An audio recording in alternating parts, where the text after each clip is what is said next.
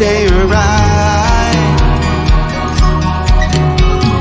What I saw behind your eyes disappeared into the night.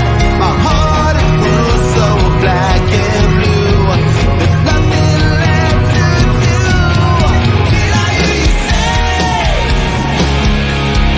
Did I hear you say I was never there? You're the one who walks away. Walks away from everybody who ever cared. It's time I hit you in the truth. Started living with the ghost of you. Did I hear you say? Did I hear you say I was never there? But you're the one who walks away.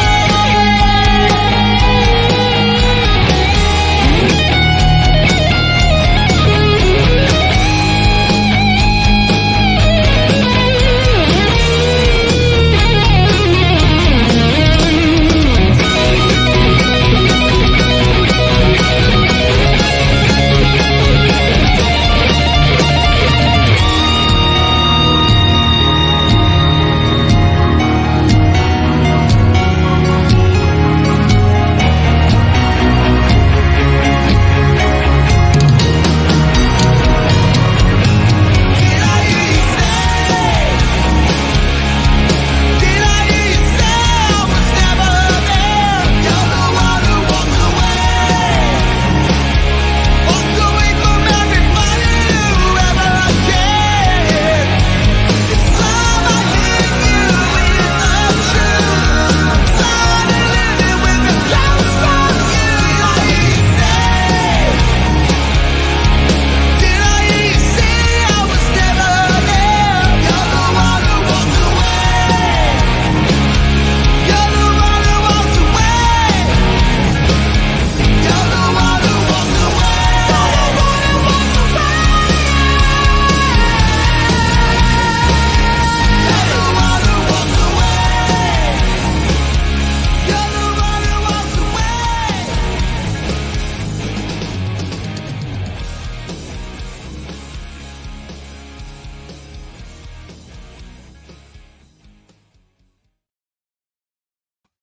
What's happening, everybody? I'm texting Bill or Will Mass right now. He's having a little trouble getting in. So I'm trying to get him in here and talk at the same time. But we will do this. We got this. Let me try to send this again to his email, send his little invite, and hopefully, why is it doing that? Computers, I tell you, computers are terrible. I hate them. I can't stand them. They always want to blow me off and this and that. Let's see. We'll go back here, and it was lowercase I. Dude, it was lowercase I. Okay, send again. But, okay, now we're ready. Hopefully it gets in. We'll try it. We'll see. He'll get in. Bass players can do this. I told Denny the other day, bass players can do this. I mean, anybody can do this. It's real easy. Tonight we have Denny Grace from Thrill Ride. They are part of the pre-gathering, which is, I do believe, May 3rd. I got to get that poster up here. But I do believe that's May 3rd. It's right before M3. It's M3 weekend. It's the Friday. They do it. They started at noon. And Thrill Ride's been around for a little while. Me and Will, when we were doing rock metal radio, or it was toxic radio or something like that, we were doing interviews and stuff like that. And Denny was one of our first, because I heard that song that you just heard, Did I Hear You Say? And I was like, oh my God, the vocals, the guitars, the whole arrangement, everything about it was just like, wow, this is a tune. And their EP, I think it's a 5-song EP.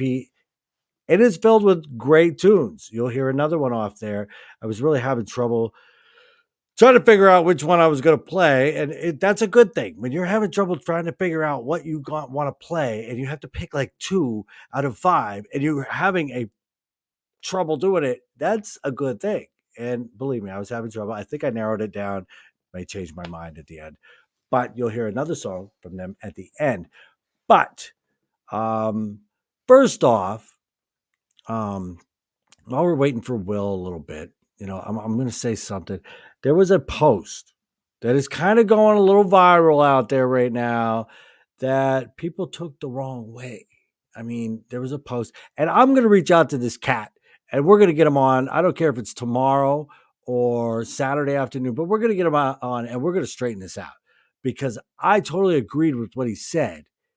And it was about tribute bands, original bands, cover bands, whatever.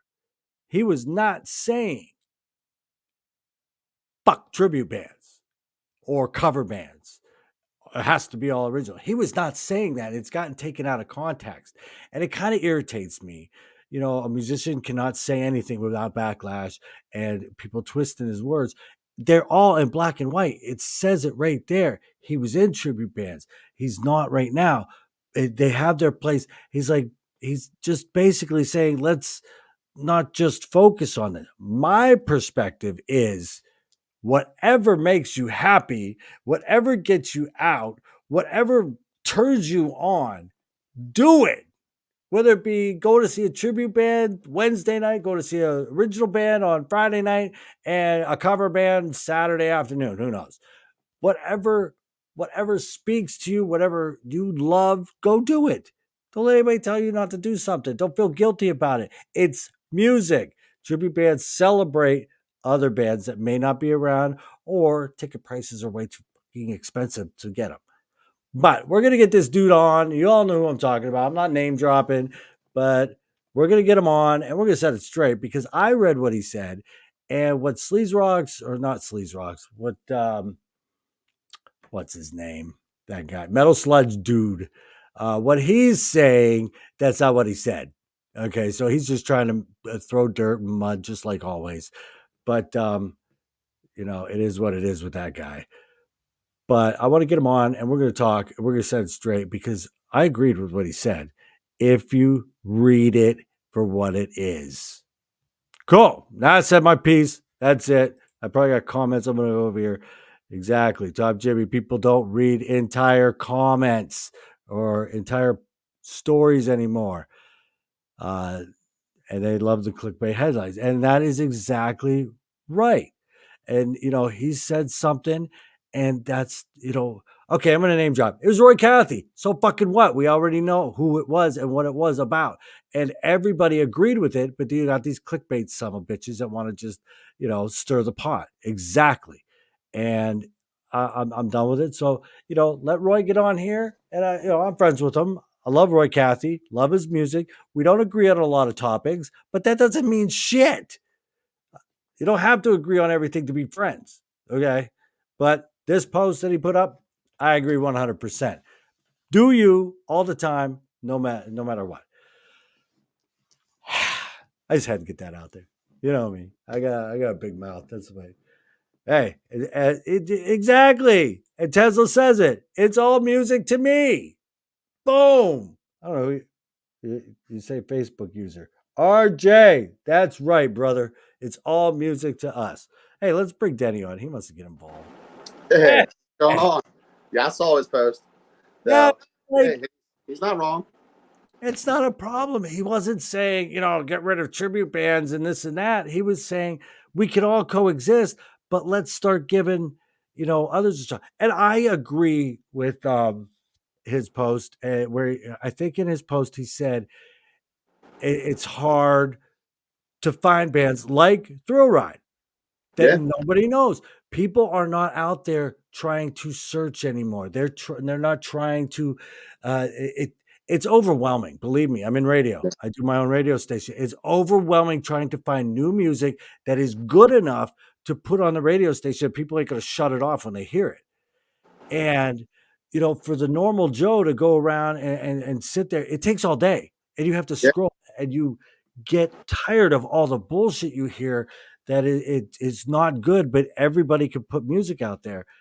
And, people like me got to go find it. and then put it out there. People, we find Thrill Ride, and I say, okay, come on the show. I put your music on the radio. It makes it a little easier for people, Yeah. and that's what he was saying. People discover the new bands that are out there. And he's got a couple that he's in that I really dig, and there's many out there that are undiscovered by people that if you just give them a listen, bam, you're going to be on it. I mean, there's new music. I depend on guys like you to find stuff like that. I know. Let me check that out. Yeah, It's this your just track record's pretty good. so far I'm doing pretty good. People don't mind what I put on, and it's like, Yeah. if you stir the ship pot, you should be made. Exactly. But yeah, bands like Thrill Ride. I mean, I find them, because I'm always on Facebook. I just love to scroll, and not a lot of people like to try to find. They're happy with, Firehouse and Winger and this and that, and they're comfortable with that. Every now and then they might see something pop up. I might play something, somebody else might play something, and then they're okay with it, but they don't have the time or the drive to go find it, and that's no fault of their own. Sure. Yeah, and there's no real avenue like there used to be. Like, I mean, No. you don't catch Headbangers Ball at 12 o'clock on Friday anymore and go, oh shit, I never heard of these guys, right? And you go to the record store next day, buy their stuff, and and all of a sudden now you're a fan. It's tough to find stuff like that. Right. For And sure. people, Facebook is overloaded with a lot of negativity all the damn time, and it's hard to scroll through. And plus, once you get on Facebook and say you want to go searching for something, I pick my phone up and I intend to go to YouTube. I intend to, Yeah. but automatically I click Facebook. And next thing you know, 3 hours later, I Right. didn't go to YouTube. So, Yeah. You're right. it's not anybody's fault. I mean, you have avenues. You like Sirius XM. So what? That's great. You're listening to music. But every now and then, I got people that like Sirius XM, and they listen to it, and they listen to Jam Session Radio. They listen to Philly Rock Radio. They listen to 97 Underground, and they listen to the Rock Altar. So if I'm included in there, great. You might come over to me, catch a song that, oh wow, I never knew Thrill Ride. Okay, I caught that one. Go over to 97 Underground. Oh wow, this one, and it's some other band. But Yeah. People do that. Yeah. Yeah. I think that crowd's getting smaller and smaller. Right. Especially for the kind of stuff we love. Right. But it's nice that it's still out there. It's still there. available. Like guys like you and like Mention Ice and Underground. That's how I found half the bands when I was a kid. Right. I used to listen to them constantly. And just that stuff went away after a while, and it was kind of tough to find anything that was great. Exactly. And this is Dave Dillman. There's so many newer bands out there to be discovered. And he's right. And he does it like Will Mass does it. Yeah, you have your big bands on M3, but then, Dave will do like Scarlet Rocks, Midnight Devils, and a few other bands. I think American Jet Set's there. At his show and pre-party, and then Will Mass now does the pre-gathering and has Thrill Ride. I think Mr. Gray, a couple other ones on that one. And it's like, this is the way to discover new bands. Yeah. I mean, it's cheap. You're getting 4 or 5 bands for like $20. Dave's doing like 6 or 7 for like 30. I mean, it's cheap. Yeah. Actually, there's a band on the bill with us for Will's show, Liquid Lucky. And Liquid Lucky. I went and called a friend of mine's band about a month ago, and they happened to be opening. I love those guys. No. They were awesome. Have you heard them yet? I have heard of them, and people have told me about them, and I have to catch them. I mean, I have to catch them. Yeah, it's like if you took Clutch and shoved a little bit of Poison into them. Really? Yeah, it's like really melodic and catchy, but the riffs are like very Clutch-like, or like kind of like like Black Label Society-ish. And dude, they're great. Freaking, I was blown away by them. And that's what you look for, when your friends share something with you. If somebody sends you a song, check it out. Yeah. I mean, if they like it, they're not going to send you garbage. Right, and you know which friend. Okay, I know who's sending. Okay, if so and so sends me something, it might be something I like. It might not because they're all over the place, and you never know what they're going to send. But there's other people out there that my taste and their taste align up perfectly, and I know when they send me something, okay, I'm checking it out, Yeah, for sure. and that's just the way. Hey, Steve Decker, what's happening? Hey, Steve, Hi. what's going on? But it take the time to go find new bands Yeah, like Thrill Ride. right. Exactly. Now, Exactly. when did Thrill Ride come about? When was So this the started. birth? So this started back in 19. Well, it started way before 2019. But so like playing in bands around here forever. I was always kind of like kind of like the Sam Board, everybody's Bon Jovi. I was Yeah, playing guitar, I sang backups, and and I knew my place, right? And I love it, still love it. I'm still in a cover band, do the same thing. I love it. And but after a while, I was kind of like the I wrote songs, forever, with friends of mine, on my own, and I was like, I kind of just want to do like a bucket list, go in, record 5 songs, and just for fun, right. just see if I could do it. So I went in with a really talented producer here named Tony Corelli, and knocked out those first 5, and I put "Did I Hear You Say" out, just on Facebook, like, hey, check this out, blah blah blah blah blah, and got some really good feedback on it, um, from friends, which I kind of expected, and from some people I didn't know too, and I'm like, all right, maybe there's something to this. So I started to put something together, and that was March or February of 2020. I had the original lineup for it, and of course we start rehearsing. March 2020 happens. Everything's Bam. down. Yeah. So we're like, okay, well, so we'll stop for a while, and so we did. And then during that time is when the bass player at the time that we had knew Bill Chavis, and so he sent Bill a message and just said, "Hey, have you heard Denny's stuff yet? It's really good." And he said no, and I've known Bill for a long time as well. And so Bill reached out and he said, "Hey, send me your stuff. I want to listen to it." So I sent it to him, and he wrote back like 20 minutes later, and he said, "If you give me 5 more songs like Did I Hear You Say," he goes, "I'll put this out." Right. Like, really? So of course I'm home, stuck home with COVID. I'm like, well, no better time to write than now. So I went to work, and so we struck a deal. I went in the studio, got the new 5 songs. Well, at the time, new 5 songs done, and of course, what happened with Bill? He got sick, and the inevitable happened, and Yep. so that kind of put a little bit of a yeah, what do you call it? Jesus, losing my words. Roadblock, maybe. Yeah, we'll call it that. We'll call it a roadblock. a little damper on things. I got kind of down about it. Like, maybe this is Right. So after I got myself together, I tried to put a lineup together again, and just couldn't quite get the guys to fit. I had some talent, really talented guys, and just wasn't gelling. So I kind of put it on hold again for a little bit, and reached out to actually Steve Decker in the chat with us now. Steve's good. Steve's a good dude, man. I love Steve, man. And I've known Steve since we were probably 5. Well, I was 5. I think he was 6. Wow. Yeah, we were way back. And so called him, talked to him, and he was definitely interested. And I'm like, okay, well, let's roll with this. So I grabbed the guitar player that I had been working with, prior to kind of putting it on the second kibosh. And he was interested in staying. His name's Steve Seifert. Great guitar player, great guy. And had a drummer, it didn't work out. Ended up grabbing a guy that's actually responsible for me even wanting to be in a band, really, besides Kiss and Rick Springfield. His name's Don Thomas. God, love Rick Springfield. Oh, who doesn't love? Come on, you gotta love Rickfield. Right, exactly. And so I ended up asking him if he wanted to play, and he said yeah. And I was like, well, let's do it, man. So it's everything kind of came around full circle, and it's really nice to have him in the band with me too. So it's really nice to have that comfort zone of guys that with Steve and his name's Don Thomas. I mean Don, that I've known forever, and then I had this other great guitar player who's all in, So it's really nice to have that combo, and kind of rejuvenated me a little bit, and we started working towards doing this May. And of course, we'll offer the May 3rd show, and I'm like, yeah, let's roll. So Hell yeah, yeah. So it came together really nice.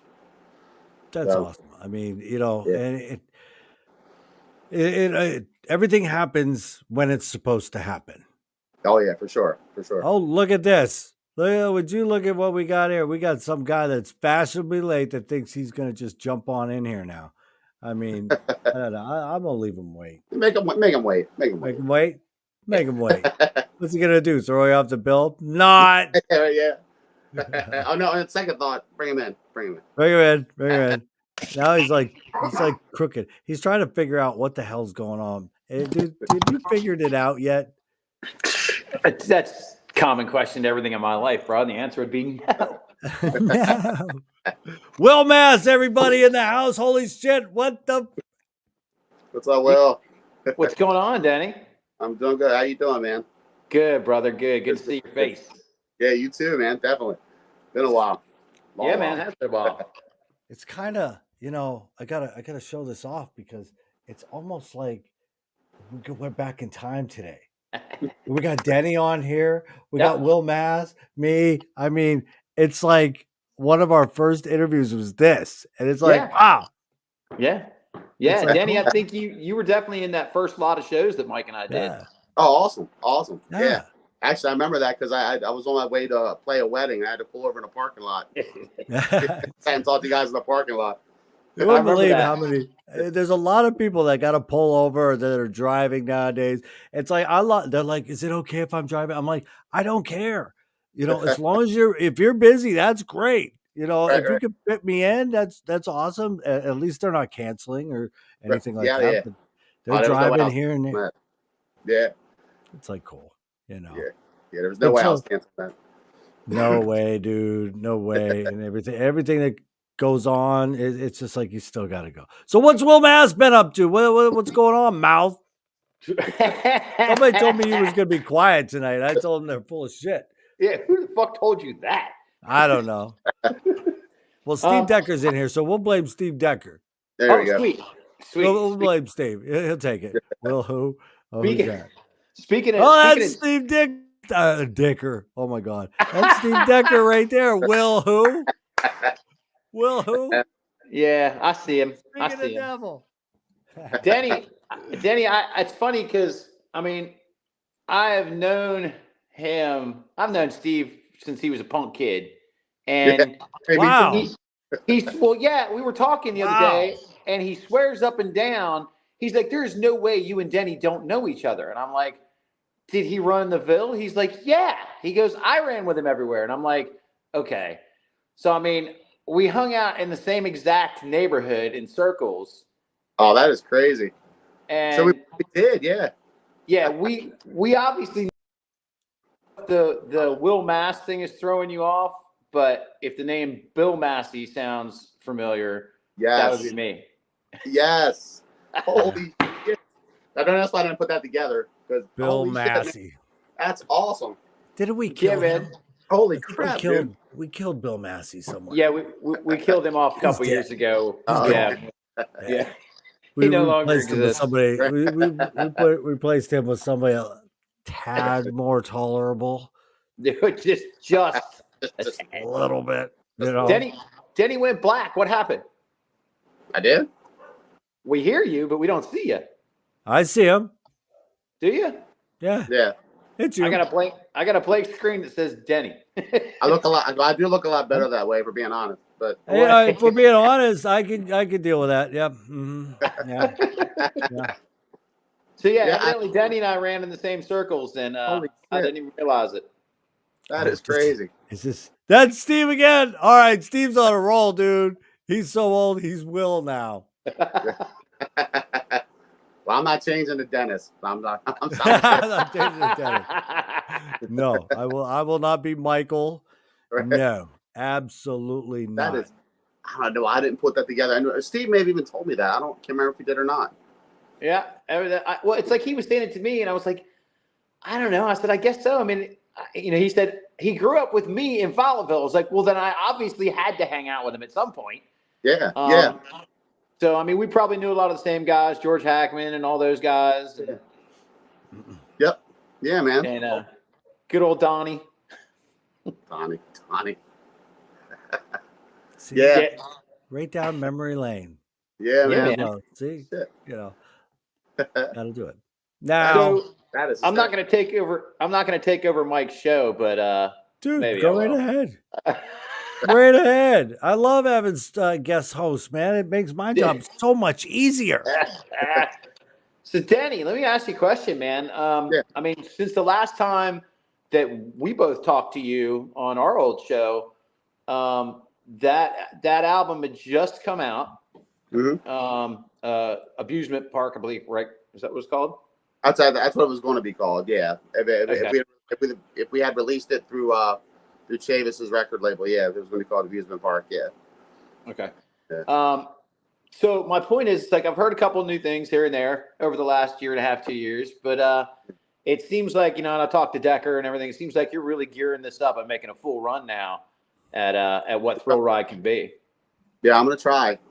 It's not. Well, I was kind of waiting to have a few more guys in the band who were really into it and wanted to do it. 'Cause it's a tough find around here. This is definitely a cover band town. There's a lot of towns are. There's some great original bands around here. There really are, but they don't get the same chances that a lot of these cover bands do because that's what pulls the money into the bars, right? So, Right. But so yeah, so I couldn't be more stoked to have like Steve, who I've known forever, and our drummer Don, who I've known since I was probably 12. Like Don, I was in my first bar at like 13 years old watching Don play because he worked with my parents. You weren't drinking. No, you didn't drink. Yeah, we'll go with that. And but Don actually took me to like my first band practice I ever went to, like with a band, and it was like total chaos. I mean, I won't go into details in case my parents are watching. Right. But there was definitely some shit I probably shouldn't have seen at that age. But yeah, that's really just like I saw that and I went, I want to do that. I want to do all this. I want to do that right there. Yeah. But so yeah, but it's now having the lineup that I do. It's like and everybody's all in and wants to do this. I'm like, let's get out and play some shows and just have some fun, see what happens. And that was my goal. First was put the album out. And of course when we weren't able to actually go full force with with the record label, kind of put a little roadblock and everything. And but I took the second 5 and I'm like, that I recorded for the full album. I'm like, well, I'm gonna put them out and just just to have them out. There's no point in recording them if I'm not gonna put them out somewhere, right? So so I did that, and it got some favorable reviews too from a lot of people, which was cool. So yes, I'm really looking forward to actually playing some shows now. That was the next step for me, was let's just do a show.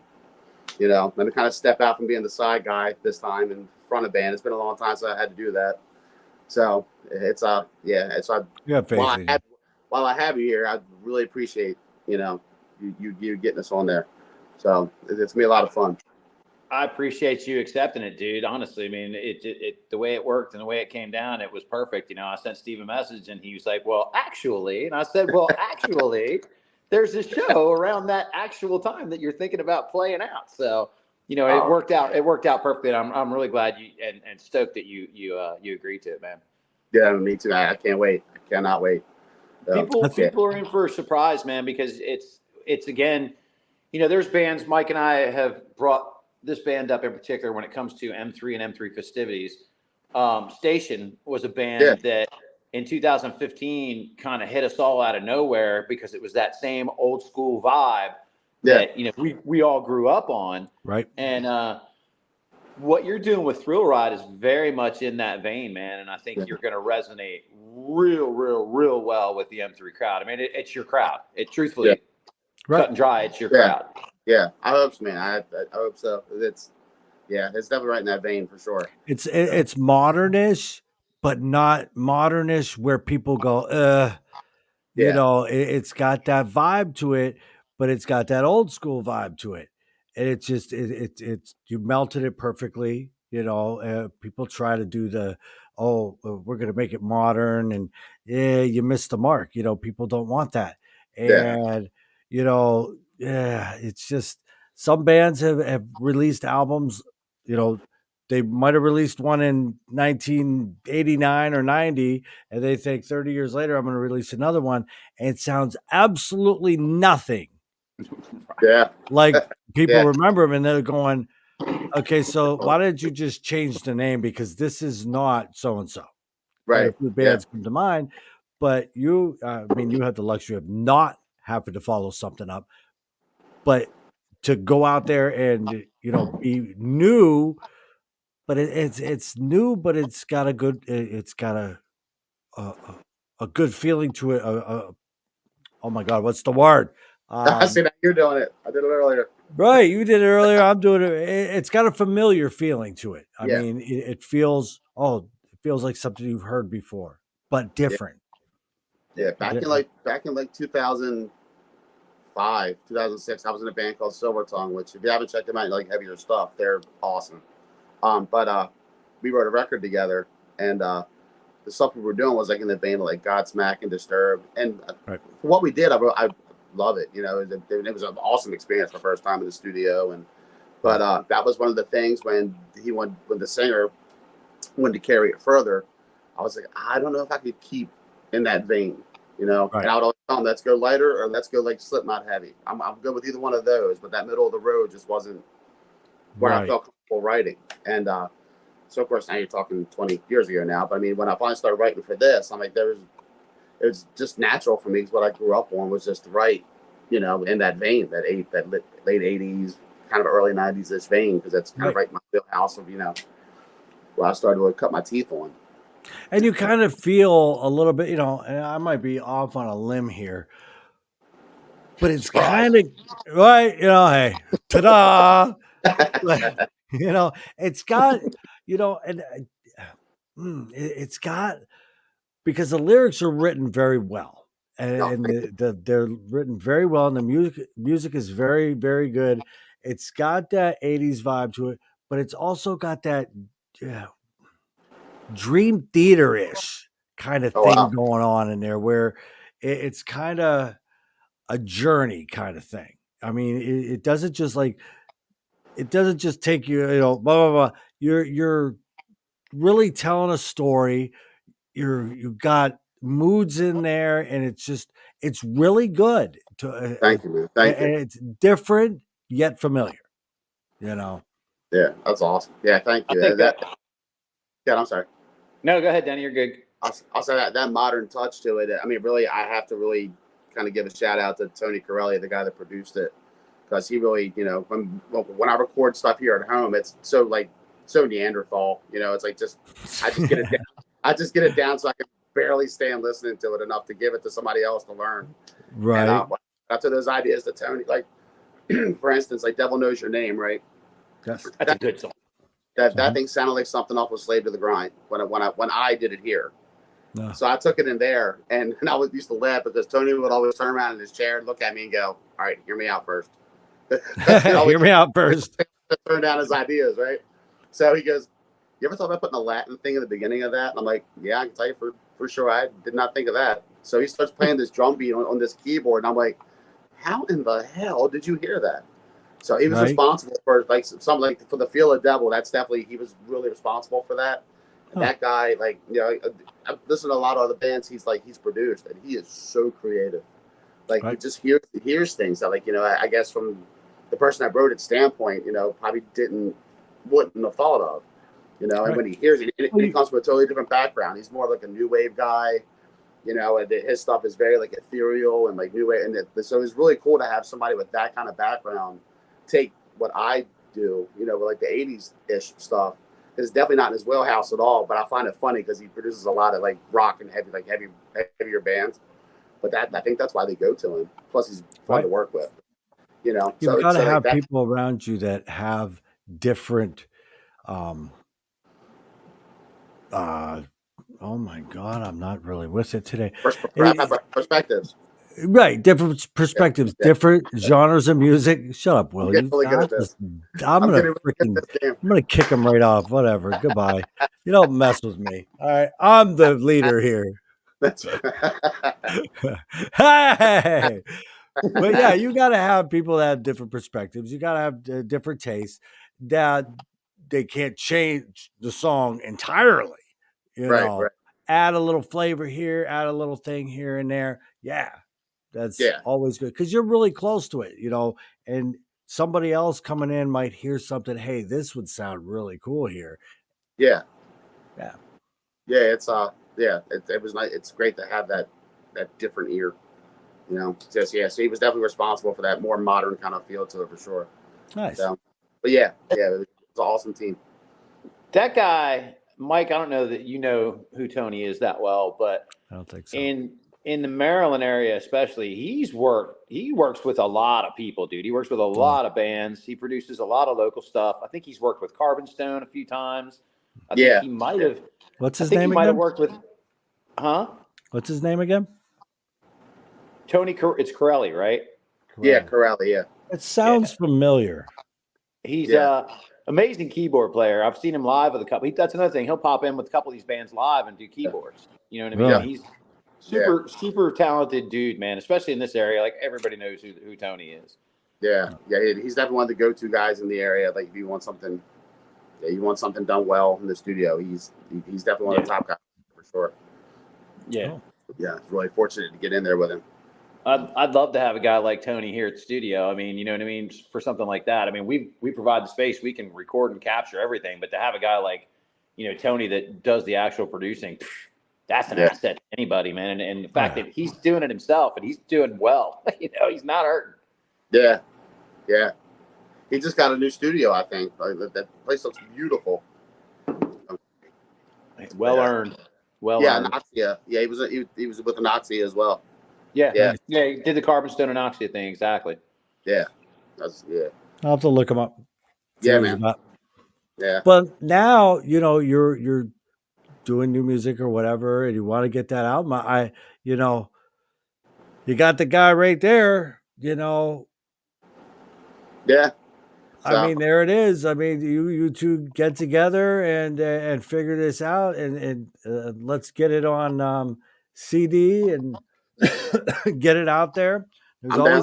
There's distributors out there. All you got to do is get the distributors, and even if you just throw it on Amazon. I know somebody the other day. I was in a Facebook group, and one of the guys, I'll name drop him because I really don't give a shit. His name is Eric Svensson, and they booted him out of the Melodic Mafia group and another group because he took a CD, whether he bought it or he got it all signed and autographed, but he must have bought the CD, but he uploaded it to a torrent site and like a LimeWire where it's free, it's out there, just download it. You can have it. Nobody pays royalties. Nobody pays. You're not paying 10 cents. So they didn't like that. And most of us stick together and we say, support the bands, but if you're putting it out there on a torrent site, that's a little stepping over. Yeah. So they kind of booted him out. But now where was I going with this? Good God, Mike, what the hell is wrong with Hi, you? what is wrong with me today? But, it's like, so they were saying something about Amazon. That's what I was going. They were saying something about Amazon and how, okay, now what, because people were asking and they're like, well, I get some CDs from Amazon and this and that. And there's a lot of artists that put their CDs on Amazon. Paul Liddell with Scream Therapy, that's on Amazon. It's done by his label, but it's also accessible on Amazon. You can buy it on Amazon. So the Amazon is not necessarily a bad thing. I mean, bootleg copies, you'll know it when you see it. You know who they are, but don't buy the bootlegs. Buy the ones that, if it says, if it's a CD, it's a jewel case and this and that, you're getting, the band is getting some kind of royalty from it. Right. Yeah. So, and even if you record it and put it on Amazon, bam, it's, easy peasy. We need to get this. We need to get a physical copy of this. We really do. Well, here's the deal with, Denny. If Denny needs my help with anything, it's all he's got to do is ask. But he's working with Tony. Tony's got far better stuff than I got here. And, but when it comes to, plugging Thrill Ride and doing stuff like that, I mean, whatever Denny needs, that's fine, dude. You know me. I'm all about that kind of stuff. But yeah, he's working with Tony. Mike, as much as I appreciate you throwing my name out there, bro, he's in good hands with Tony. I'm not even gonna go there. Right. Oh, yeah. Tony has his own studio, recording studio. Get it? Oh, okay. There you go. Yeah. Okay. Will, you're out. Yep, that's cool. Well, I appreciate it. But hey, Denny, if you ever need a practice space on a monthly basis, I'm your guy. Okay. Right. Free to good home. No, not free. I've given enough free stuff away out of the studio, man. Sorry. I know. But And I got really studios, good monthly rates, though. Really good. I would get the way back discount. the way back. You know what? Maybe we can talk about that. There might be a little bit of that in there. Right. When Decker gets tired of paying the electric bill, I'll give you a call. Sweet, that worked. Nice. So when is there plans in the works to release it soon? More music, maybe got more songs, and maybe do a full length. So I don't have anything new, like fully written yet. Like I have some cool ideas, and it'd be kind of cool to actually write with the guys in the band. Like I didn't have the opportunity to do that with the last 2 EPs. Wait, Decker can write? We'll find out. We'll find out. Be like Devo. I thought he was just a gun for hire, man. Right. To those guys' credit, they probably just go, "Yeah, go ahead, and you just do it. We'll just play." Right. We'll just play. It'd be cool to have them all in there and playing on something for sure. But yeah, so with having the 2 EPs out, which is nice, I am kind of getting the itch to start writing again. So good. Yeah, and like I said, I got a few ideas I want to dig out, and that I kind of, again, did the caveman recording here, but I definitely want to at least have especially once we get rolling playing live. Like I would like to have a few new things to, to be able to throw out, like throughout the year, next year maybe for sure. So exactly. Yeah. Well, I will throw. Go ahead. Go ahead. No, it's your show. I'm just gonna brain fart anyway. Denny, I am going to be doing in the next. It's something I've been talking about for a while, but now I'm actually going to do it. I'm going to put together a couple of compilation CDs. So I will talk about definitely putting a Thrill Ride song on there. Awesome, man. Thank you. Yeah, definitely. Yeah, I'll send you everything. You pick whatever you like on there for sure. Yeah, that'd be awesome. Awesome. I appreciate that too. Yeah, man. Anymore. RFK Media did it. Probably earlier or last year, March of last year, they did Live the Rock Volume 1. And I found a few bands I didn't know of, and a few I even found the girl that used to be Sweet Sister Mary from Queensryche, Pamela. Yeah. And I'm like, so I found her music. Them compilation CDs, I love them. I'll buy them. And, there's always, we used to have US Metal. We used to have just all these ones, just constant. And you've always found somebody on there. Well, here locally, I know you guys didn't have them anywhere you were, Mike, but Denny will remember. And I think there might still be one left. We were we'd rush to Record and Tape Traders, because Record and Tape Traders would have they'd have import section. They would have compilation CDs from all over the place, from Europe and stuff like that. And that's how, like Mike was just saying, it's like you find bands you didn't even know about. That's how we found bands back then. And I don't know who or when the labels got away from compilations, but I mean, that was one of the best things ever. Yeah, absolutely. Absolutely. Yeah. Rat was on one. All the bands were on one at one time, really. Oh, yeah. I think Metallica's first song they put out was that, was it not Megaforce or Metal Megaforce? I think it was on Megaforce. I can't remember which one it was, but yeah, they put was it Whiplash? I can't remember what song it was, but yeah. But they spelled Metallica wrong on that too.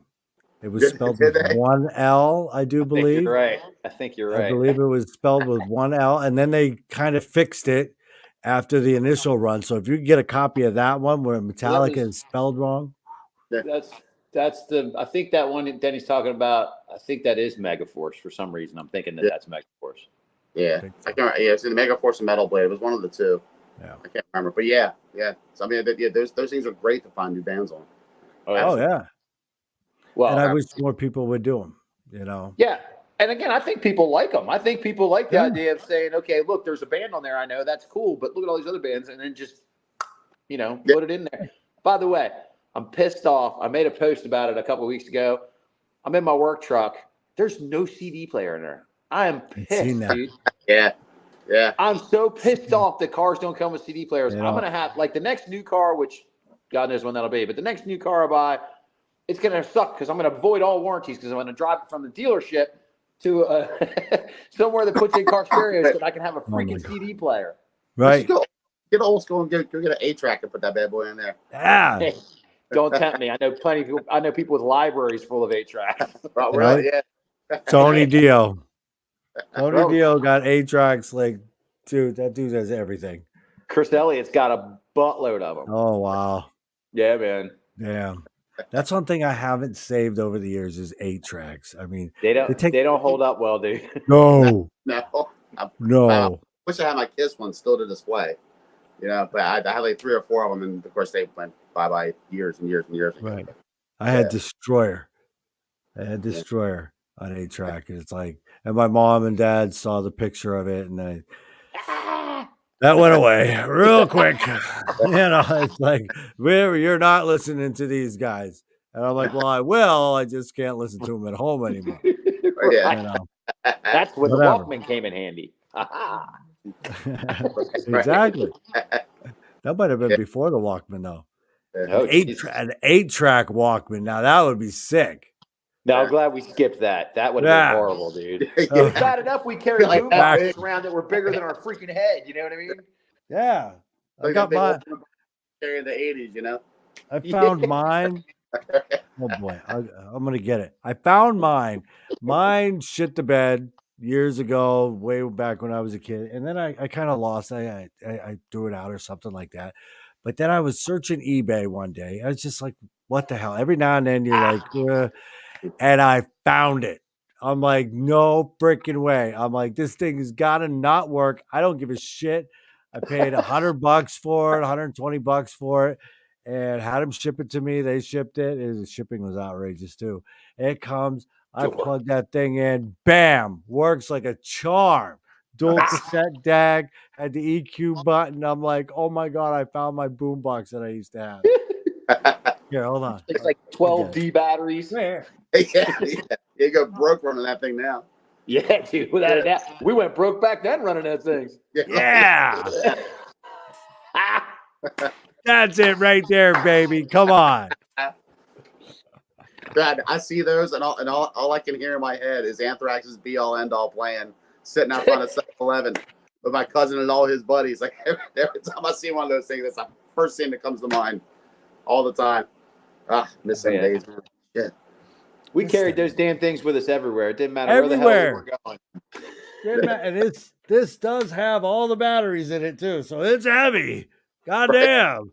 I didn't realize how heavy this thing was. Dude, that stays in the beginning of my drinking where not only are people pitching in for freaking bud, but they were pitching in for freaking batteries. Right. How many times did we have a shitty car stereo because we didn't get a stereo yet? We didn't have money yet. Right. Yeah. And so the boom box sat in the back seat. You know, you just put tapes in it here and there. I found I had a a way. Ford Escort with 2 Pioneer home speakers. In Oh, the yeah. back. Oh, yeah. Oh, yeah. Wire them I had bad to. boys up. Sorry, you can't come with me. Only one person because I got speakers in the Right. back. Right. Yeah. Right. I had 2 little bookshelf speakers in the back seats, and then I had my Jensen 6x9s in there. The EQ, I can't remember what the EQ was. Alpine He's all EQ. rumbling. Right. Yeah, it was great. Had wires going everywhere. You know, Oh, yeah. just be careful and this and that. It's like, yeah, them were the days. Them were the days when we took it serious. And you know, my son now he's getting into the record collecting. I got him a turntable for Christmas. It's a decent one, and he's like getting into it. He's sending me pictures of him. You know, hey, look, I got the Black Crows. He got the Black Crows and Bryan Adams the other day, and I'm like, 2 great albums. 2 great albums to keep going with. He's a Shinedown guy, but you know, it's like you gotta keep, you know, get music. Sometimes you don't get it till later in life. Like he's like 24, 25 now.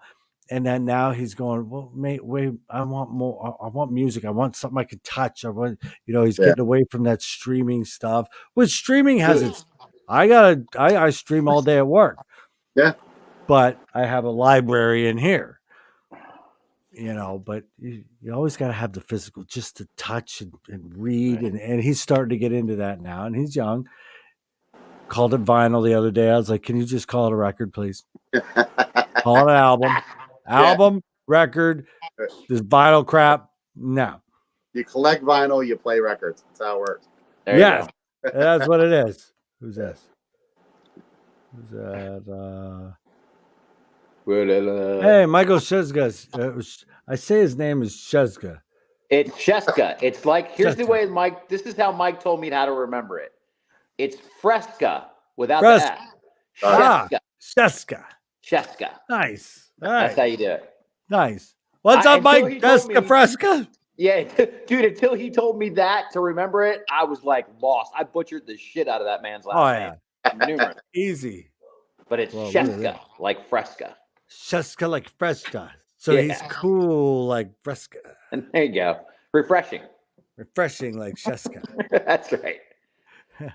We are getting way off topic today. Do we even have a topic today? I don't even know if we Nah. have a topic. We're Oh, that's free. right. Thrill ride. Thrill ride's the topic. Denny, Yes, I'll sir. tell you what. Here we go. Let's go with some cliche questions just for the hell of Okay. it. Sure, man. Cliche. So the first piece of music doesn't have to be rock related, but anything. The first piece of music that made you go, I want to play an instrument. Do you see that behind? Can you see behind me? What's standing back there? It's kind of in the distance a little bit. So it's a big Ace Frehley now, right? Okay. So the Kiss was the first thing, and I was little. I mean, I'm talking like 3 or 4 years old. Like I remember sitting in my cousin's room and listening to Hotter Than Hell, and I'm just holding that album cover, like mesmerized, obviously by like the visual, but like songs like Hotter Than Hell, Got to Choose, which is still like my top 5 songs of all time today. So Kiss was like the first thing, and Hotter Than Hell is probably the album that, looking back, I probably remember listening to the most as a kid. And I remember like my parents would buy me those little play drum sets, like and I'd beat the shit out of those things when I was a Little kid. Hello Kitty drum set. my somewhere, and I hope it never surfaces. There's a video of me as I'm probably like 6, 7, something like that, putting on a concert for my family with this guitar, like that's like was shit. What was it? Ukulele. Cardboard. It was like cut out of cardboard. Cut out of cardboard with like aluminum foil wrapped around it that my cousin made. And I'm just in the living room, just jamming my ass off, like lip syncing to like Kiss, like probably Destroyer or something, or Alive or something like that. There's a video of it somewhere. So Nice. I hope that thing never surfaces. But that was what I really like. That's what made me kind of start to want to play. And then, so I started with drums, and which I still play here and there, and then we kind of filtered over to guitar after a while because we lived in a row home. So how the hell my parents dealt with the drum set that I would play ad nauseum? And Will, at some point, you probably would walk past the house and probably heard them tin cans going in there somewhere. But yeah, I know. And so yeah, like I said, I live right down. Remember Paul Yule? Oh yeah. Yeah, so I live right down the street from him. So he'd be out in his backyard with his guitar on 10, and I'd be in my room just jamming away. The neighbors had to hate us. Us. Yeah, so that's where that all started. You and I definitely crossed paths because, like, I hung with Marty Shaw quite a bit. And and Marty and Paul hung out a lot. So somewhere in there, you and I definitely. Oh, we did for sure. Yeah. I remember the name for sure. So yeah. Well, it was probably associated with that dick Bill Massey, or something like Bill that. Massey.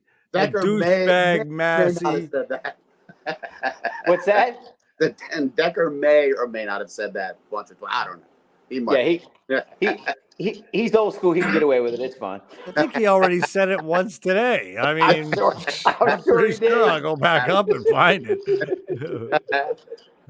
So that's where that all started for me, was my cousins, and my parents were like, I mean, they had kind of a wide variety of stuff they listened to. Like my dad, as a kid, when I was a kid, was like into like Deep Purple, Black Sabbath, Right.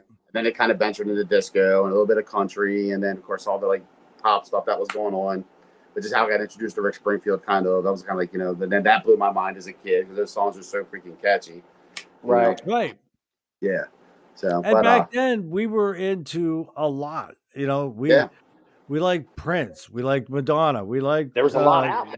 Devo. yeah, You know, everything.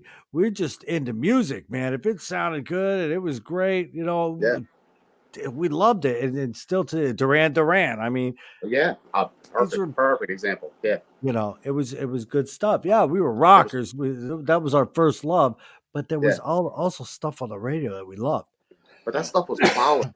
You know, like today, you know, well, it's so junked up with millions of artists anyway. But I mean, like stuff today is just so it doesn't catch you like, especially the No, pop. This stuff doesn't no. catch you like it did back then. And I don't know, maybe it's getting older and it's different. I don't know, but it's just not the same. Very little catches my ear nowadays. Right. You know? Yeah. Like, I always laugh because the cover band that I play in, like our singer Rob, will always go, "Man, did you hear this song? Well, we should pick this up." I'm like, yeah, okay, whatever. You know, sure. We'll play I it. mean, there's a lot out there that has no soul to it. It's just Yeah, got nothing to it. You could tell it was created on a computer. You could yeah, tell it was created and nobody really, they just threw it together and threw it out there and seeing if it sticks. It's like, come on. If you, yeah, and that's why people are getting so turned off is yep, because they find so much garbage that it's burying the good stuff way down. yeah, yeah, for sure. I don't know if you guys follow Rick Beto. He has Oh yeah, yeah, he's got a really good YouTube page. He a year or two ago, one of the things he put out, and I think Swingle sent it to me, and he made the best point that I've heard when you're talking about new music, especially in the genres of like hard rock. All these bands, he said, you know, they're saying his question was, what's killing hard rock or what's killing heavy metal? And he was spot on when he said this. Two things. He said auto-tune and lack of the blues in the music. And he That's true. said, yeah, as soon as, you know, the bands just kind of lost that whole blues root, then what happened? Everything sounds exactly the same. The guitars are yeah, tuned the same. The tempos are all the same. Everything is set, preset, yeah, all the same. So, you know, I'm with Denny. It's like I can't turn on a radio anymore and No. listen to something and think, wow, this is really good because it's original. You know what I mean? I yeah, might say, oh, this is good because it sounds like something else. You know what I yeah, mean? But there's very little originality, you know, and the lines are now blurred. You know, you have a lot of like, I like a lot of music. We all do. I'm a country fan, like old school outlaw country, you know, talking Waylon and Cash and all those guys. And then a little bit of the stuff in the 90s was all right. And then it just lost me. And then yeah, recently, when it went to this pop country, I was just like, what in the living shit is this? But then, you know, they're talking about how, well, you got, you know, rock and country. I was like, well, okay, rock and roll was created by a combination of country and the blues. So it's yeah, fitting that there's a rock vibe in country.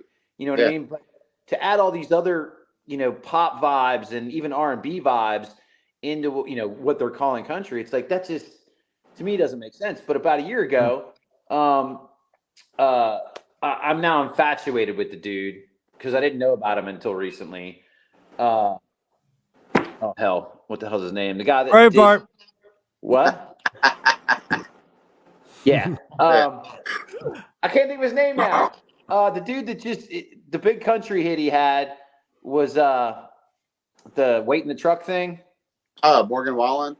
No, not Morgan Oh, Wallen. Party. Hardy. Yeah, That guy. good album. Holy crap, dude. That That's a album good- that he put out this last year called The Mockingbird and the Crow Yep. is a Very piece good. of freaking brilliance. Yeah, Brilliance. Mike, I don't know if you're familiar with it. I can see Denny's familiar with it. This album, this is a guy, like people have done concept albums. They've done, you know, different things in different genres. This is a guy that literally said, I'm going to do the first half of the album as my country that his style of country had rock vibes in it anyway. Yeah. But Right. he did the first half of the album as the normal style that he's been as a writer and a performer. And then the middle song, which is called The Mockingbird and the Crow, in the middle of that song, Yeah, it man. switches gears. You hear him drop into drop D. Everything changes. And then the last half of the album is all a hard rock metal album. Wow. yeah, It's yeah. It's really cool what he nuts. did. Really Yeah. cool. What he did. Huh. I was Party. blown away. He's like my Party? new man crush now, dude. He's just John Party? blown away with it. Hardy, Hardy. Hardy. Yeah. Okay. Because I know there's a John Party. Oh yeah, No. yeah. Not Okay, not that Hardy. dude. Yeah, I Yeah, think not that dude. somebody told me to check out Hardy, and I just haven't done it yet. Okay, now I Yeah. know what I'm doing at work tomorrow. Yeah, the Mockingbird and the Crow, and it's so fitting. Like, you know, Mike, I talk about all the time. For me, it's like there's got to be that. What we talk about, all everybody talks about. No. There's got to be that connection between the artist and the listener, and Yeah. you've got to make me believe what you're singing and what you're writing. And I listened to that album, and it was so friggin' phenomenal the way he writes. But that middle song is also a true story. Like that middle song is his. If you listen to it, the Mockingbird and the Crow. He's describing his life because he came up in Nashville as a songwriter. He wasn't even putting his music out there. He's written songs, Mike, that you've heard that you have no idea he even part Right. of. A lot of artists are And like that. So he comes forward a couple of years ago and he started with the Hicks tapes, which is him and his buddies Morgan Wallen and all these guys that are like rock country. Yeah. He started these Hicks tapes things. And then he put out 2 solo albums, and then last year he put out The Mockingbird and the Crow. But The Mockingbird and the Crow explains in the song, and this is why the first part of it is very like regular country. It's about him coming up as a songwriter. He gets a contract, and then when he wants to go do his own stuff, now he's starting to sing, and Nashville is telling him what to do. And in the middle of the song, he's just like, you know, the one line of it where he's like, well, fuck that, and fuck you too. It just goes off. So it's if you watch the interviews with him on that particular song, that song on the album is him. It's explaining his life, where he's been and where he's going. And that just made me fall in love with the dude, man. Yeah. Huh. Yeah. A friend of mine here, his name's Scott Spivey. Like, he's like, have you heard this thing? I'm like, no. He goes, you gotta listen to it. I was like, you know how I feel about like new country? He's like, I'm telling you, just give it a shot.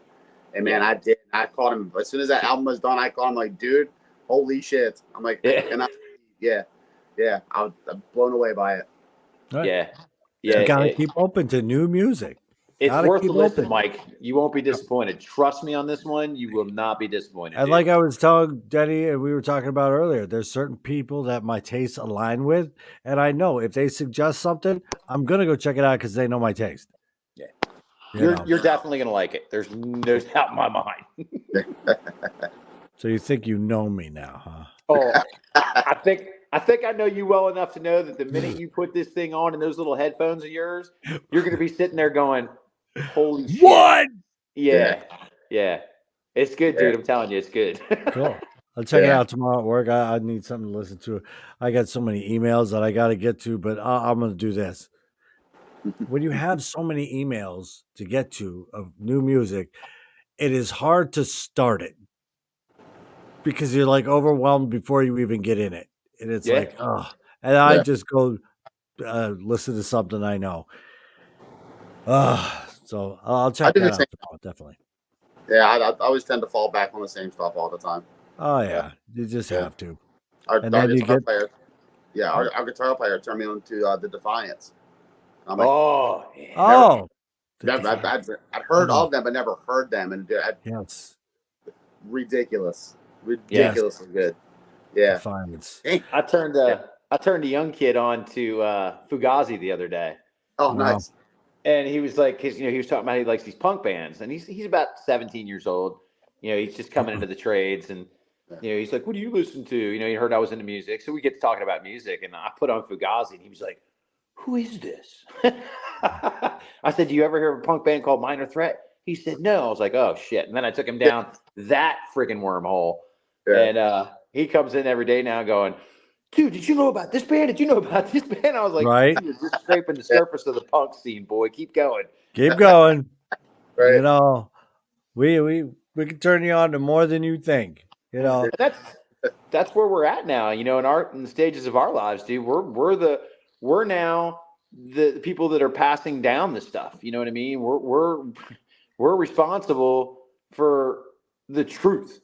Let's put it that way. We're responsible for the truth. You know what I mean? We're responsible to report to these younger generations what was done, how it was done, why it was so much better and different than what music is now. I got an 8-year-old that listens to crap half the time, But Right. I throw songs in the mix that I know that maybe are a little polished or a little poppy, but are rock that he's going to go, oh, that's kind of cool. You know what I mean? Right. Just to give him a different palette other than the force fed stuff that, is Right.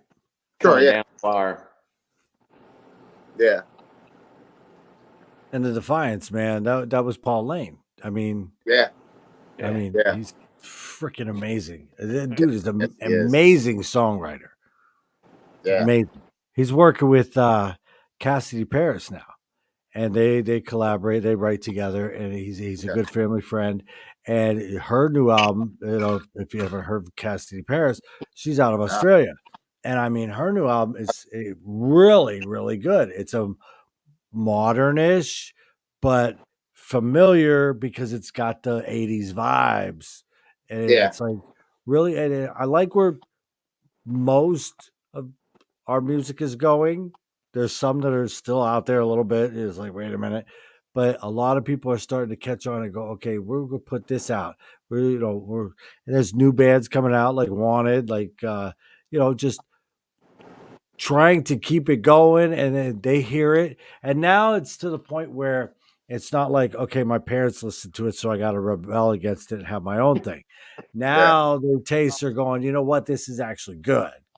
And that's what a lot of the 90s people did. 90s, they started rebelling against the 70s.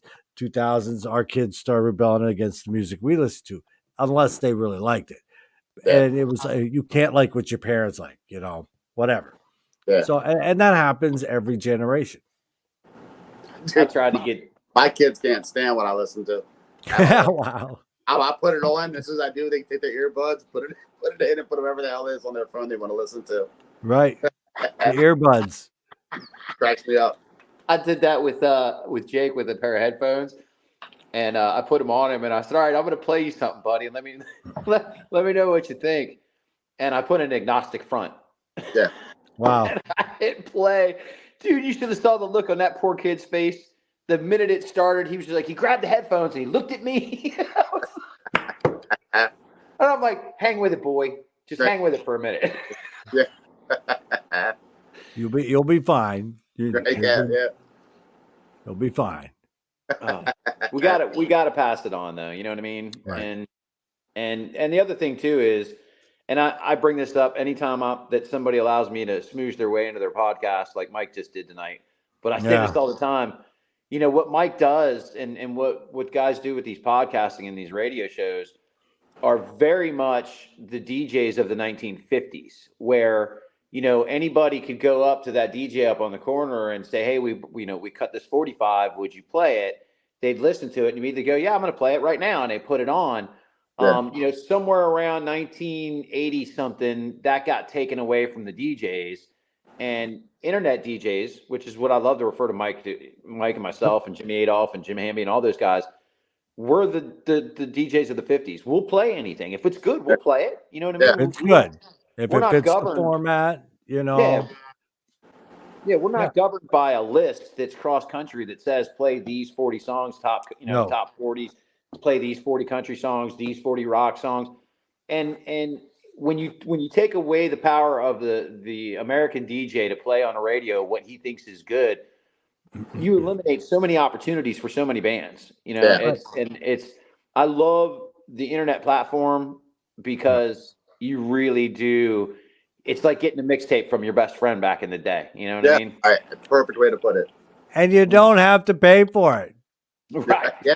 You don't have to pay for it. Yeah, that's it gets me. People always are like, even the subscribers, even when I was a subscriber to Sirius, I always bitched. I'm like, God damn, they play the same songs. I could hear the same tracks going to work as I come home from work and I go to the store. Yep. I can count on Docket, Poison, and it's going to be one of 2 or 3 songs from each band. Yep. And it's like, man, but I still, and so then when I started the radio station, I'm like, it's got to be my playlist. It's got to be something I believe in. It's got to be me portrayed in this station. And so far it's been successful, beyond successful. What's up? That's how I do it. I love it. Love it. I mean, you just gotta play what you love, and there are people that'll flock to it, and it grows. It's Yeah. not going to be like overnight. Oh my God, 1,000 listeners. It grows. And, word of mouth gets out there, and people are always they're a little skeptical because are you going to stay this way? Are you gonna are you gonna go off on the and start slipping corn in there and disturb this? And I'm not doing that. It's got to be same vein, same thing. It's got to, there's some radio stations that want to, okay, we're going to throw poison in with corn, with this. If you're trying to cater to everybody, you're going to lose everybody. Yeah. Yeah. Do one target audience, get them.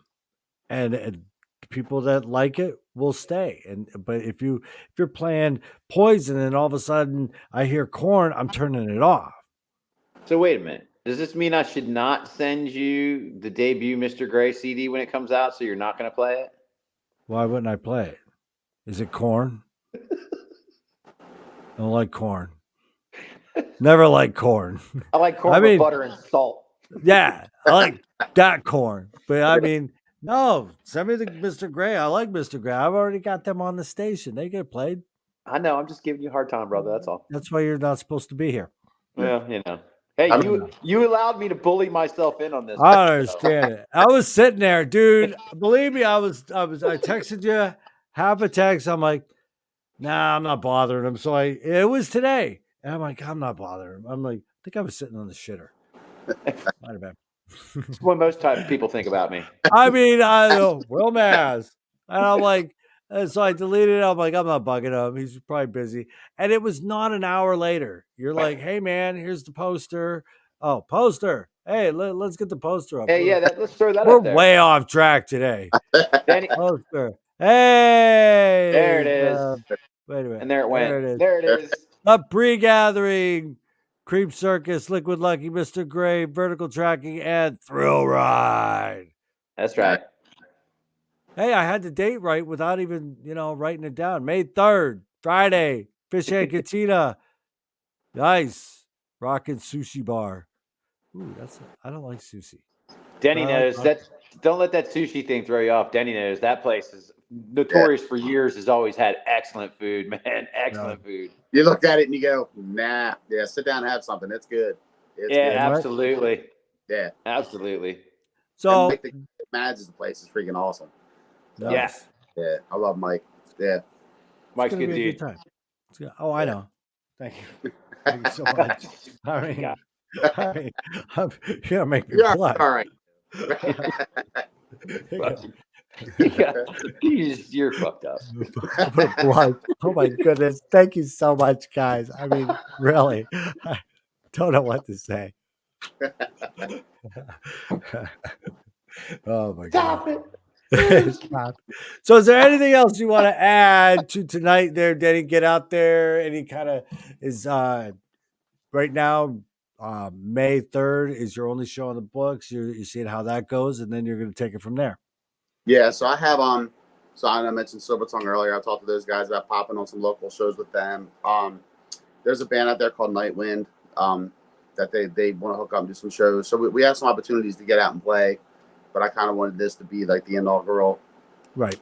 Go out and play. I know. Yeah, I know. Pat Shoemaker's in here, and he's with Sick Vicky, and he said, anytime. Let's do some shows together. He said that. Yeah, that'd be awesome. Yep. So you guys connect. Yeah, man. Definitely. Shoot me a message. So one of the other things too, Denny, that I do utilize the studio for now, instead of just doing random shows, I do showcases to where we can bring in a band, maybe an opener, maybe not, and literally just showcase the one band. So if that's something you guys want to do, Decker's been here. He's been to shows in here. It's private. It's super intimate. You know what I mean? You put 50, 60 people in here to just kind of showcase you and your band. Okay. And it's always like a good time. So if you're ever up for that, let me know. Oh, absolutely, man. Definitely. Yeah. We'll definitely talk for sure. All right, cool. Yeah. Cool. That's awesome. There's no shortage of bands that could be in the showcases. I mean, They're just, bands like John Nikoloff is in here. Nikoloff, their new CD, fantastic. Yeah. No Love Lost. It's just bands that really aren't in there yet that are so good that just need that one little boom, and boom, they're gonna Well, get again, into the other people's ears. it's Mike. You and I talk about this all the time. It's getting them to the family. Like Yep. we talk about the family all the time, and I think that's what we've done here with these showcases because of the family. Just knowing that this is a place and it happens here. Whenever we do these, it's not a problem getting 50 or 60 people in here because Right. one, it's only 50 or 60 people, but two, if I'm putting a band in here and I'm putting them as a showcase, most people, that know me go, I don't even know that band, but if we're doing a showcase, it's probably a pretty good band. You know what I Right, mean? because they know you. Right, because they know I'm not going to put. You're not gonna put Yeah. corn in Yeah. Back to the corn. like I a remember bag the on. first time I saw those guys or even really heard them. I'm fortunate enough to have a buddy of mine who was friends with a lot of drummers and a lot of like the 80s, 90s bands and stuff. So we went and saw Ozzy and we were hanging backstage and the guys walked by and I remember looking at them going, what the fuck is that? Exactly. So we leave and we go out to the arena and watch a little bit of it. And I'm watching people go ape shit over this band. And I'm like, Ape shit. I'm like, I don't get it. Right. And I turned to my buddy and I went, you realize we're looking at the death of everything we love. You know that, right? Right. Right, exactly. Right. And don't get me wrong, I'm not big on Korn, but like I love Slipknot. And the heavier bands like the Korn to me is still kind of middle of the road a little bit.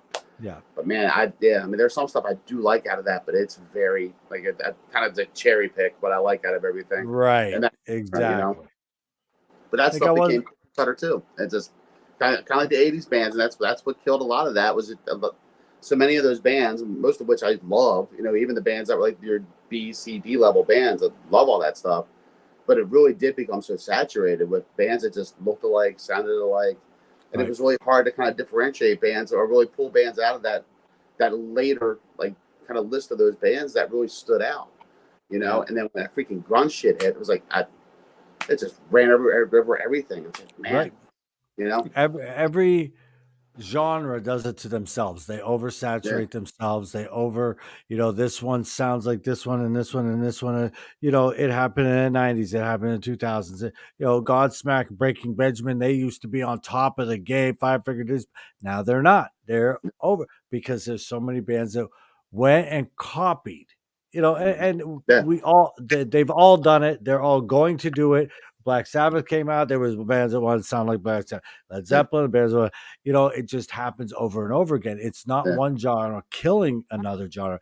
It's a genre killing itself. And it happens because you overdo it. You can thank the record labels for that shit. And that's very much it. That's where that shit started, and they still do it. It's the same thing they're doing now in every different genre. You know what I mean? They're just mass producing it, putting it out there, Rubber stamp. You sound like Luke Bryan, you get a contract. You sound like Luke Bryan, you get a contract. That's what killed. If you think about it, that's what killed Kicks from being bigger than what they were. Right. Because by the time Kicks got focused on, you know what I mean? By the time Atlantic Records got done dicking them around and not promoting them the right way, that scene, that specific part of the scene was over. It was passing. And, there were so many bands that came out from like 89 to 93 that were still very much in that heavy hair era. Yeah. But I think what was happening, like the 80s, mid to late 80s hair bands, let's call it, the quote unquote, I hate the term, but whatever, it is what it is. It is what it is. They rode that wave. And if you think about it, the songs are fun, don't get me wrong. There's still a lot of those songs that I really love. But from like 89 to 93, bands that were in that vein, the lyric was changing. The story was changing. You know what I mean? The biggest thing that I noticed, when people say grunge killed the 90s, I understand. When grunge killed the 80s hair bands, I understand that to a point. And it's partially true. But if you look at those bands that were coming out in the early 90s, that what killed the hair metal, quote unquote, was that music got a conscience again. People started writing about stuff that was meaningful, that was, that we could all relate to, other than partying, banging the blonde, and then going out back, Banging the blonde from the redhead. You know what I mean? It's right. Now we're talking. It's the excess. You know what I mean? That we all lived in the '80s for sure. We were all doing that. Yeah. But if you look at the transition, the lyric writing starting around the time Badlands came out. So let's say 88, right? Is that right? 89, that first Badlands 89, album? 89, yeah, somewhere around there, yeah. So if you listen lyrically to that it's album, fantastic.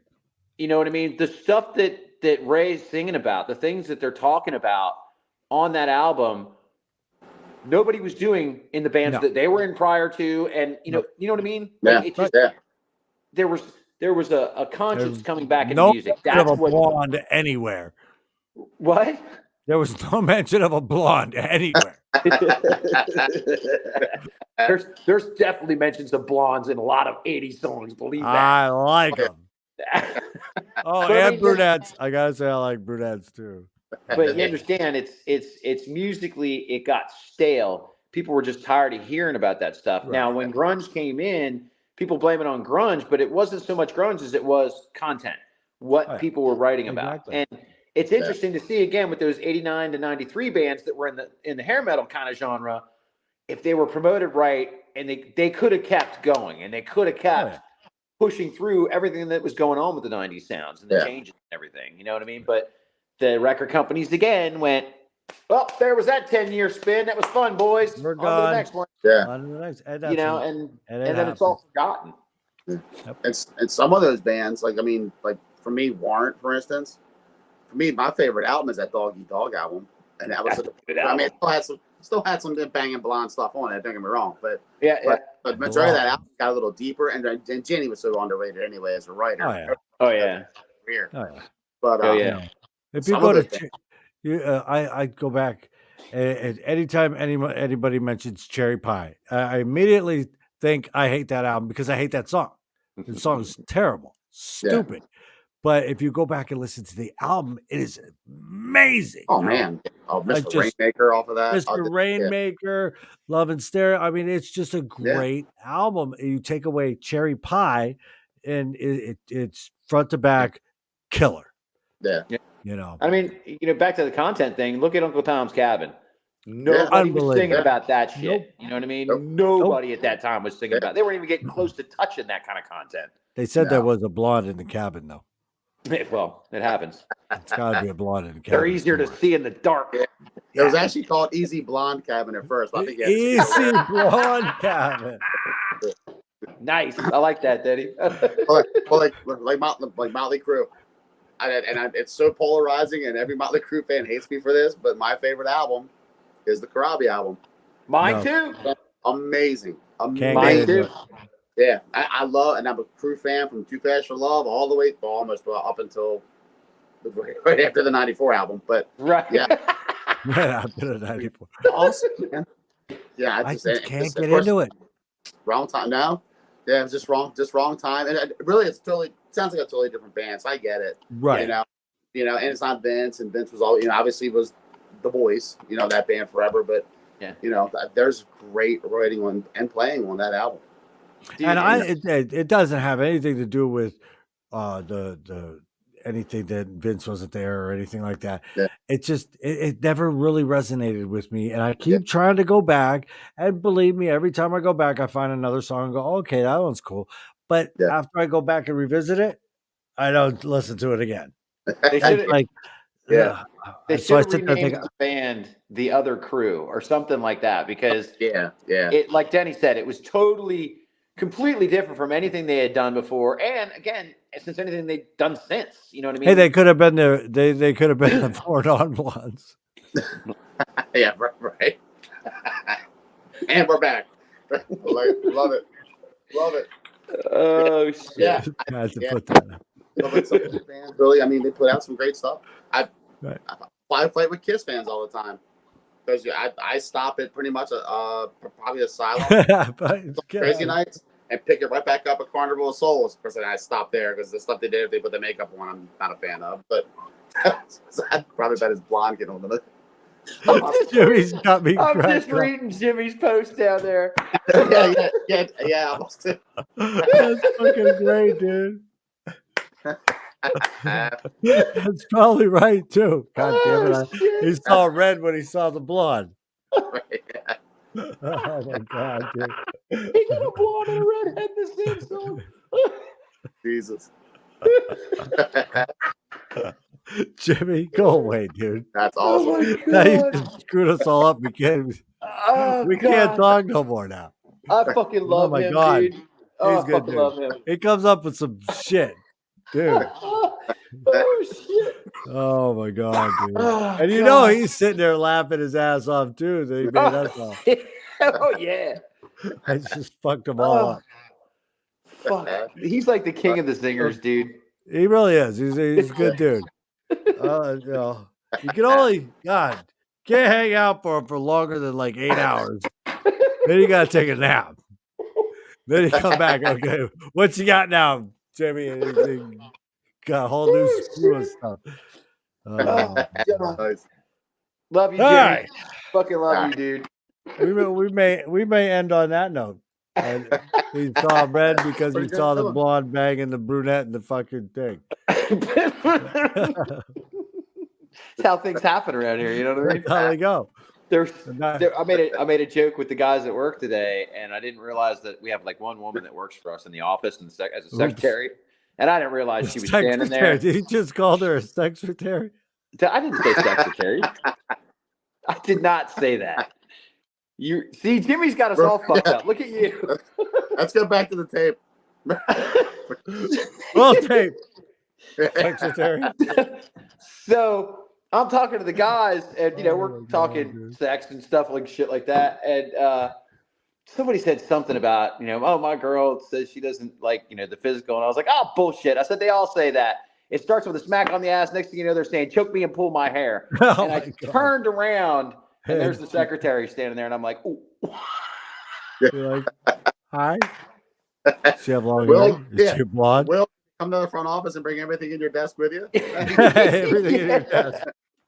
We're sending you to HR for some formal training. Yeah. It was like one of those moments where I was just like, I was funny because I knew the punchline that was coming, and I knew the guys were gonna laugh, and they weren't laughing. And then I turned around to see why. It was like, oh shit. Nice. Whatever. Hey, RJ, take care, RJ. Peace, RJ. Yeah, RJ. Oh yeah. Denny, ping me or I'll ping you. Let's see what we can put together after M3. Awesome, That's, man. Let's do it. Pat. Okay, cool. Well, Pat's a good dude. What's his last name? Pat Shoemaker. He's with Shoemaker, all right. Mickey. Put it in my phone so I don't forget. He's always wanted to do stuff and put shows together. So He's one of them Philly Jersey boys. Cool. Yeah. He's from that clan up there. All right, cool. Is he blonde? Awesome. He's blonde too. What? What? What do you? Is he blonde? He's blonde. He's a he's a dirty blonde. We got to. Dirty blonde one. Dude, this is like turning into a fans only or whatever the hell that thing's called. You better stop. Hey, kiss your blonde and French. That's right. Kiss your blonde and French.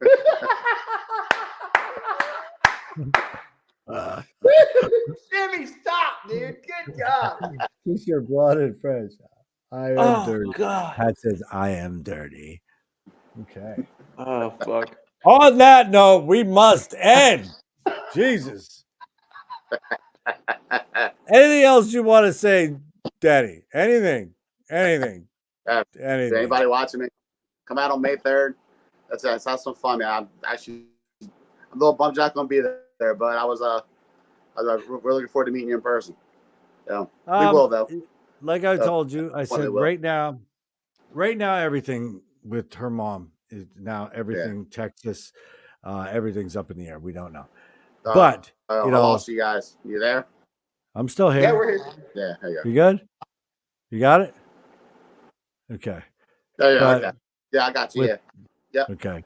Just with everything going on, Yeah. everything is right now on hold. So even close to home shows are on hold. I don't know yet, but I never is anything out of the mix. One year I went to M3 and I decided to go to M3 the Thursday before. So we got on the road and just went. So and that's how I roll sometimes. So Cool. not to say that Yeah. that won't happen this time. I mean, I might just roll out and say, all right, fuck it, I'm going to M3. You know. So Yeah. Well, boy, if you do, let I me wanna know, be man. there. So I can come find you and say, hey. Hell yeah. Oh, don't worry. Yeah. Don't worry, you won't miss me. I'll be I was gonna say something. I was like, I'll beat you to it. Just you know, I'll be with that listen. mouth over there. If he comes up, he'll be the other loud guy at the pre-gathering. Right. The other loud guy.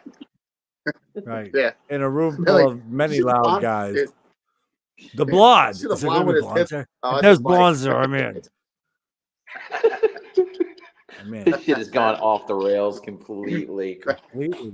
One of them shows where it was really nothing jotted down. I mean, I had two things. Do we even get to them? Probably not. We did. Blame it We on did. Jimmy. Blame it on Jimmy.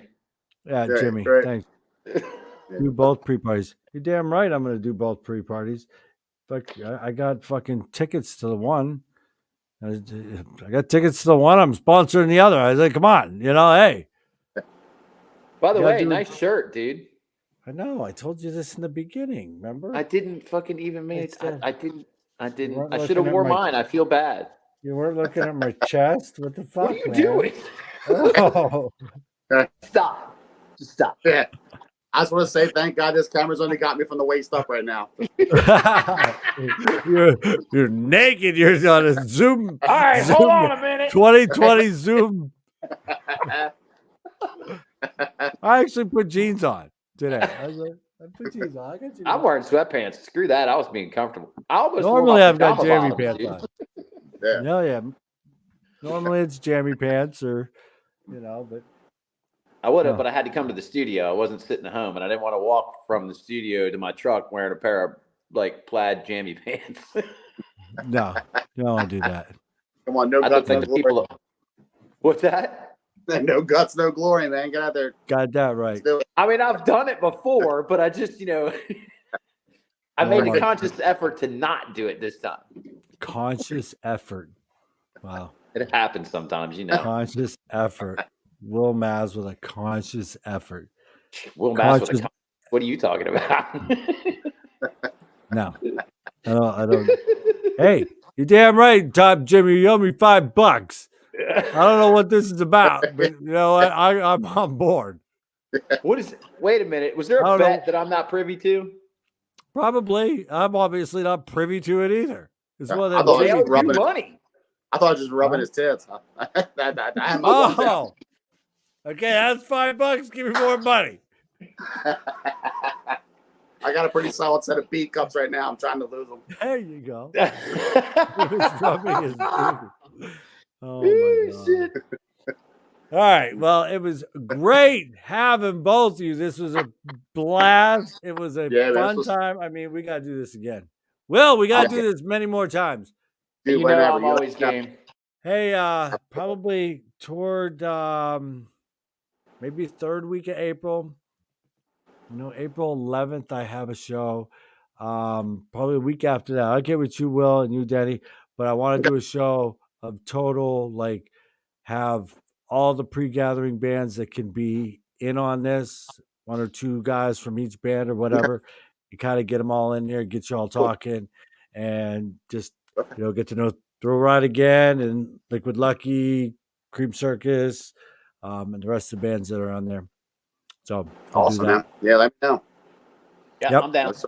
Cool. I'll send you the date, and then we'll get that all locked down. Do a tune cool. from each band or something like that. We'll get it going. Sweet. Yeah, Yeah. sounds good, man. I like it. Yeah, we're gonna leave with the last song. I was either gonna do "The Devil Knows Your Name" or "Goodbye," and I think I'm leaning "Goodbye." They're both good songs. They're both really good Thank songs. you. I like it. there's 5 songs on the EP.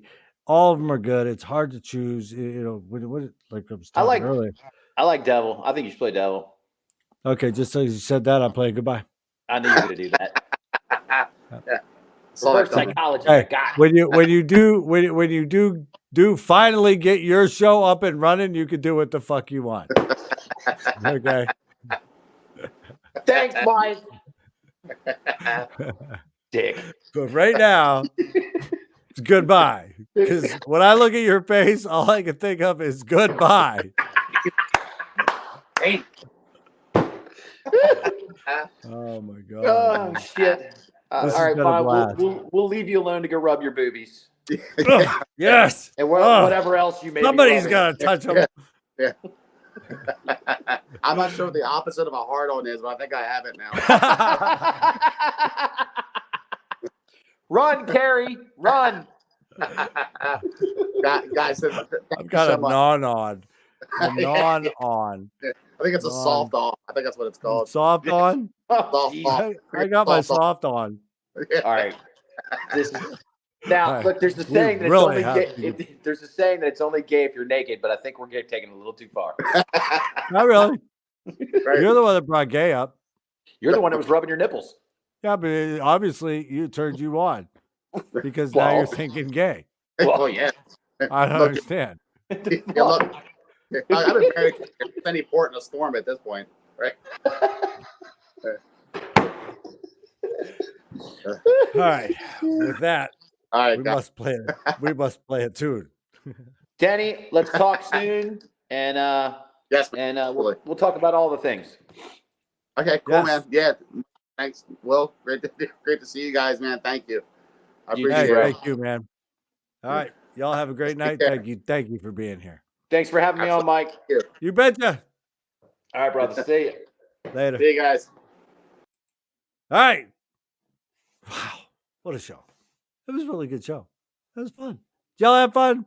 Cool. That's all that matters. Now we're going to get to one more Thrill Ride. The subject was Thrill Ride, the band Thrill Ride. That was the subject of the night. And you might have gotten that out of this show. I don't know. But we're going to go and we're going to play a song by Thrill Ride.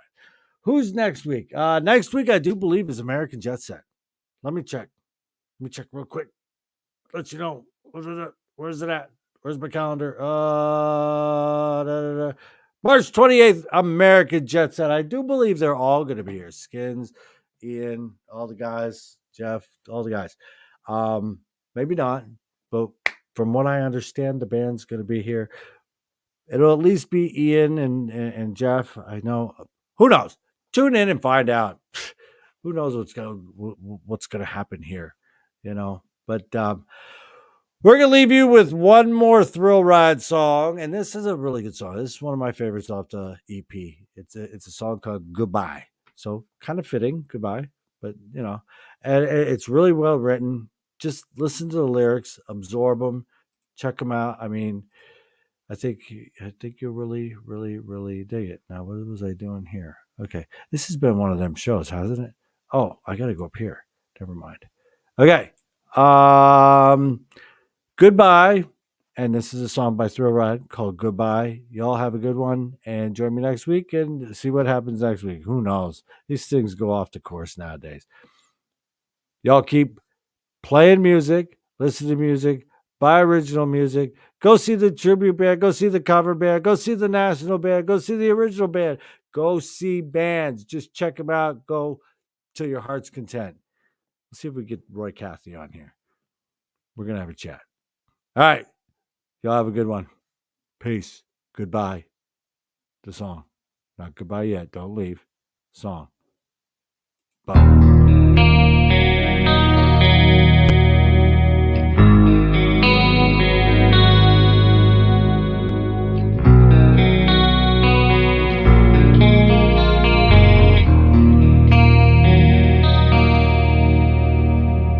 I should have seen it coming.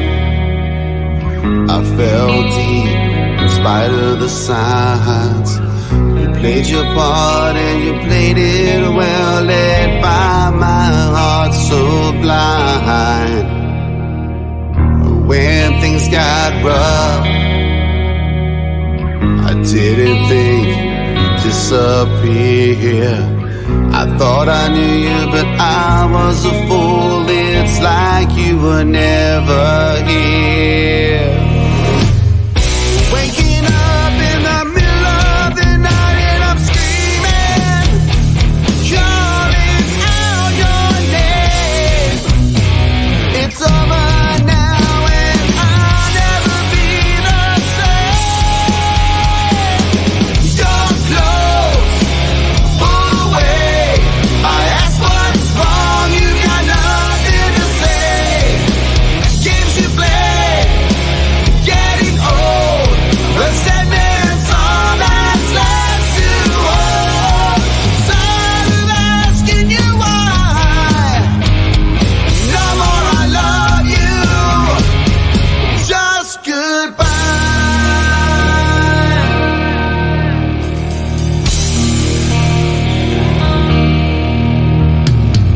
The distance that you put between us, the mystery